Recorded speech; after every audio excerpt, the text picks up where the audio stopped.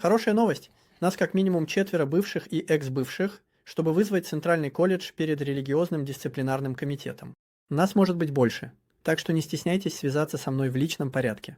Я буду держать вас в курсе развития этой акции через несколько недель. Эта серия скоро закончится. Я снимаю этот эпизод, а затем эпилог на следующей неделе.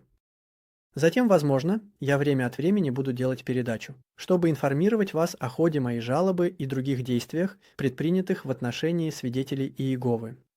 Некоторые связались со мной и планируют создать YouTube-канал с видеосвидетельствами о побочных эффектах кампании вакцинации. Я настоятельно поддерживаю эту инициативу. Если вы готовы дать свидетельство, не стесняйтесь связаться со мной в личном порядке. Я свяжу вас с человеком, который мне об этом рассказал.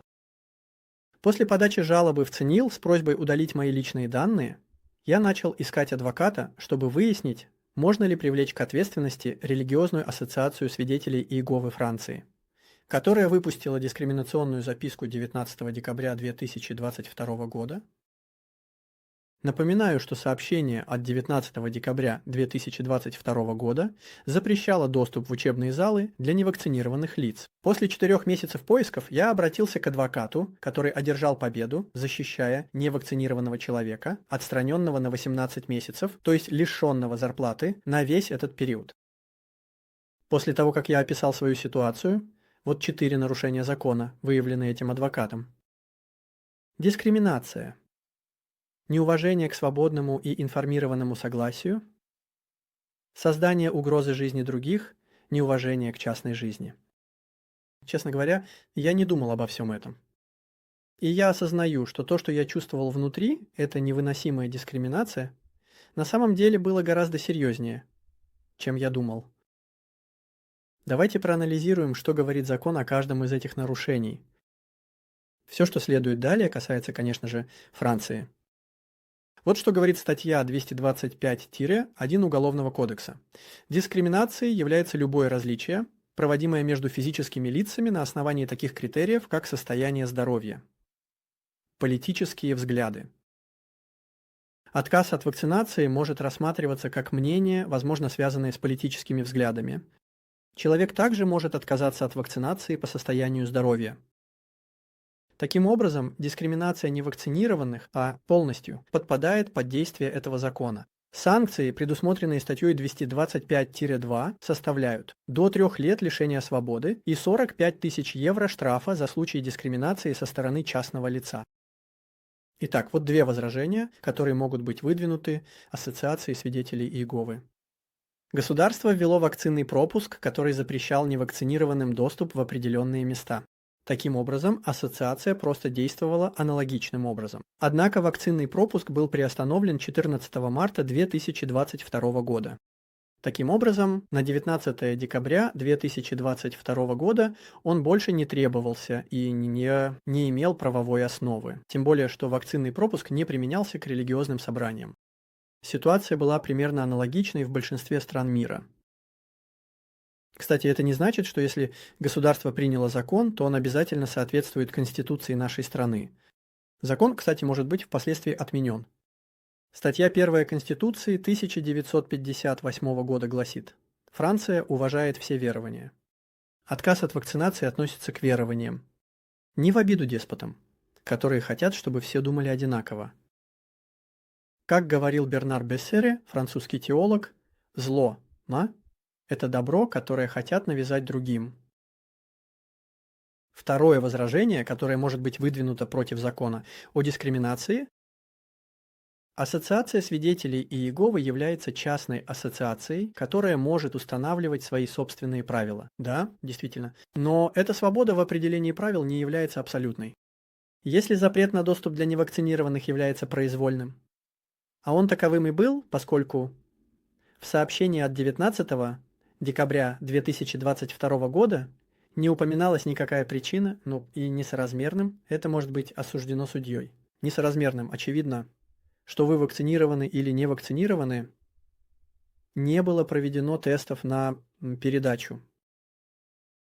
Вот текст сообщения от 19 декабря 2022 года.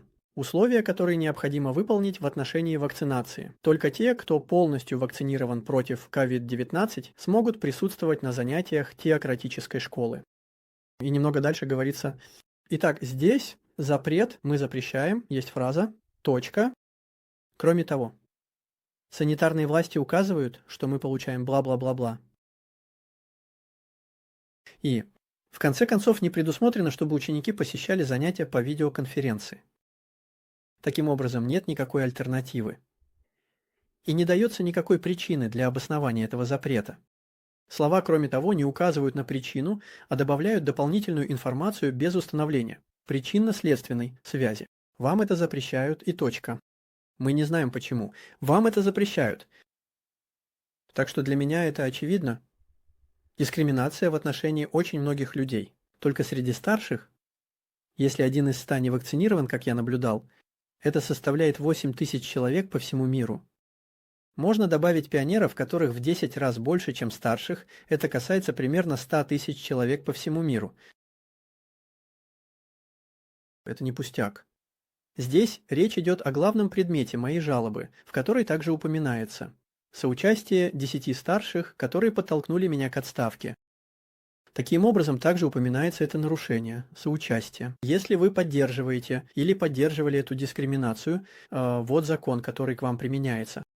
Статья 121-7 Уголовного кодекса. Соучастником преступления или правонарушения является лицо, которое сознательно посредством помощи или содействия, включая злоупотребление властью или полномочиями, провоцировало нарушение, то есть или дало указание для его совершения. Таким образом, все 10 старших, которые занимались моим делом, подпадают под это преступление. Они явно способствовали дискриминации и осознавали, что участвуют в правонарушении, так как я им об этом сказал.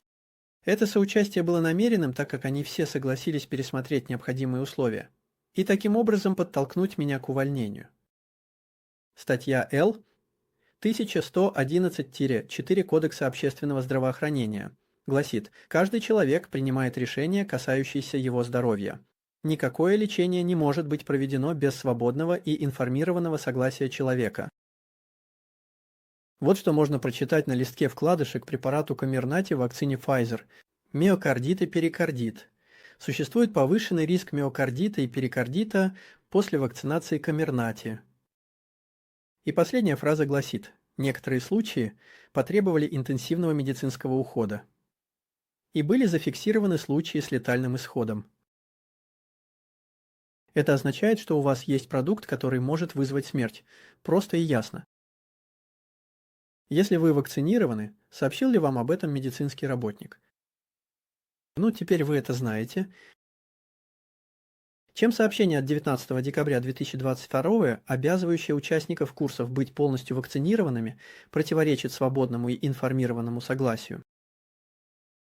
Ну, это подразумеваемое принуждение. Если человек должен быть вакцинирован, чтобы участвовать в курсе, он будет чувствовать себя вынужденным принять медицинское лечение, которое он иначе не принял бы. Это воспринимается как форма давления, несовместимая с понятием свободного согласия. Статья 223-1 Уголовного кодекса гласит: действие, которое непосредственно подвергает другого человека немедленной опасности смерти или травм, способных привести к увечью или постоянной инвалидности, наказывается 1 годом тюремного заключения и штрафом в размере 15 тысяч евро. Мы ранее видели, что были зафиксированы случаи с летальным исходом.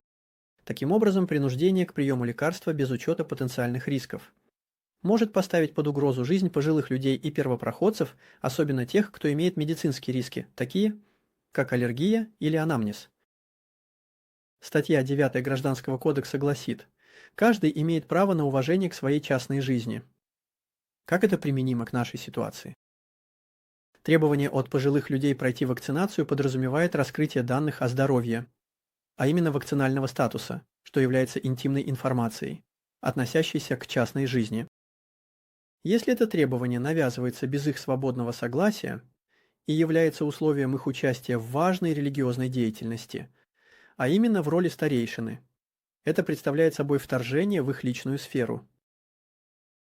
Итак, мы рассмотрели законы, которые нарушаются, которые были нарушены. Понимаете ли вы масштаб проблемы? И главное, ее серьезность. Поэтому я подал жалобу в июле 2023 года в судебный трибунал Бордо. Судьи очень неохотно берутся за такие дела, поскольку правительство само совершило серьезные нарушения закона.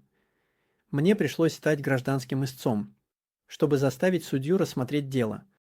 6 месяцев спустя он уклонился от дела, заявив о своей некомпетентности, на том основании, что Ассоциация свидетелей Иеговы Франции находится в Булонь-Бианкуре, а не в Бордо. Поэтому я подаю новую жалобу, на этот раз в суд Нантера, надеясь, что судья согласится рассмотреть дело. Поговорим о затратах, связанных с подачей жалобы. Гонорары адвоката составляют около 1000 евро. Имейте в виду, что ваша гражданская ответственность может покрыть часть этих расходов. Кроме того, когда вы становитесь гражданским истцом, необходимо внести залог, эквивалентный месячной зарплате. Эта сумма возвращается в конце судебного процесса. Если вы хотите присоединиться к моей жалобе, свяжитесь со мной. Это означает, что вы были старожилом или пионером в декабре 2022 года и что вы подверглись дискриминации из-за дыщей записки от 19 декабря 2022 года. Также планируйте собрать свидетельские показания. Это может включать вашего супруга или других людей, способных подтвердить, что вы подверглись дискриминации и что это привело к ущербу. Вот шаг, который я предпринял.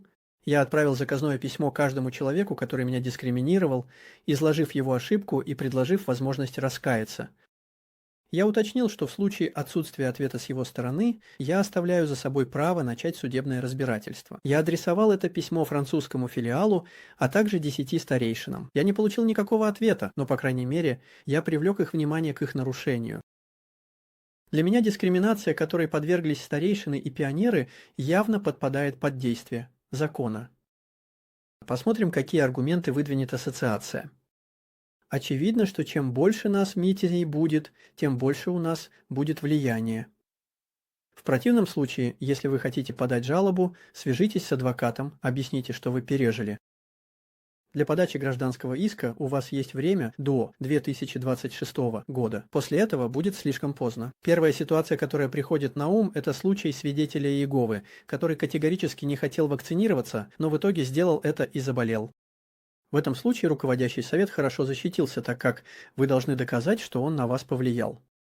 Это требует надежных свидетельств, показывающих, что вы отказывались от вакцинации и в конечном итоге уступили под давлением.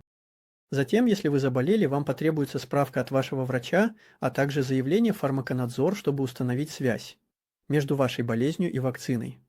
Также необходимо будет подать заявление в ОНИАМ, организацию, которая компенсирует жертвам медицинских инцидентов. Ассоциация Solideclass может помочь вам подать заявление о нежелательных эффектах. Иными словами, это почти невозможный путь воина. Но я не хочу вас обескураживать. Совсем наоборот. Если вы это чувствуете, сделайте это важно для вашего психического и физического здоровья. И здесь я возвращаюсь к ответственности Центрального колледжа. Он не только проявил, в лучшем случае, небрежность, но и затем сделал все, чтобы избежать ответственности. Если вы все еще доверяете этим людям, я желаю вам мужества в будущем. До следующей недели.